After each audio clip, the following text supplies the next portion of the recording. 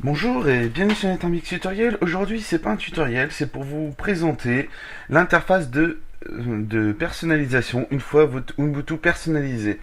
Donc si vous voulez avoir des fonds d'écran, je vous donnerai le lien où j'ai récupéré mon fond d'écran. Si vous en voulez d'autres, hein, c'est pareil.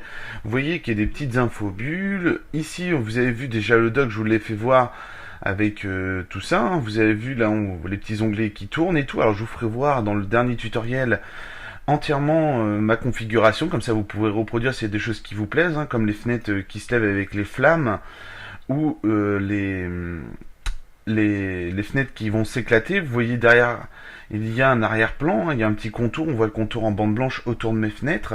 Alors c'est vrai que de là je pourrais le réduire un petit peu, voilà. Et là on voit bien le petit contour qui est autour. Vous pouvez changer la police d'écriture grâce au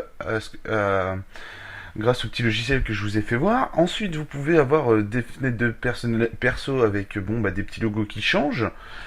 Et de là, on peut aussi, vous voyez, rajouter pas mal d'effets. Donc ça, c'est dans le prochain logiciel où on va pouvoir bouger de fenêtres dans tous les sens. C'est vraiment flexible. On peut faire vraiment beaucoup de choses. Vous avez vu que ça s'éclate derrière. De là, on va laisser fermer. Vous voyez que ça s'éclate derrière. Il y a vraiment pas mal de petits menus.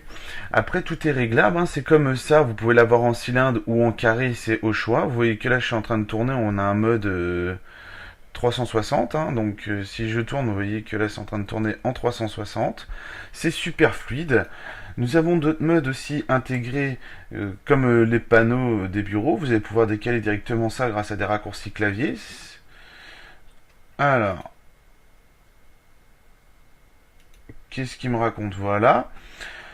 De là, ça, on l'a vu. Vous allez avoir pas mal d'autres choses. Alors, de toute façon, je vais pas tout vous faire voir. Ça sera dans le prochain tutoriel.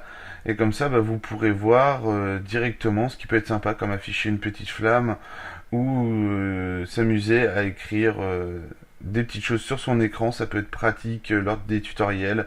Ce genre de choses, si vous faites des tutos sur Ubuntu, ça peut vraiment être sympa. Vous pourrez épater vos amis. Ça peut vraiment le faire. Voilà pour ce petit tuto personnalisation.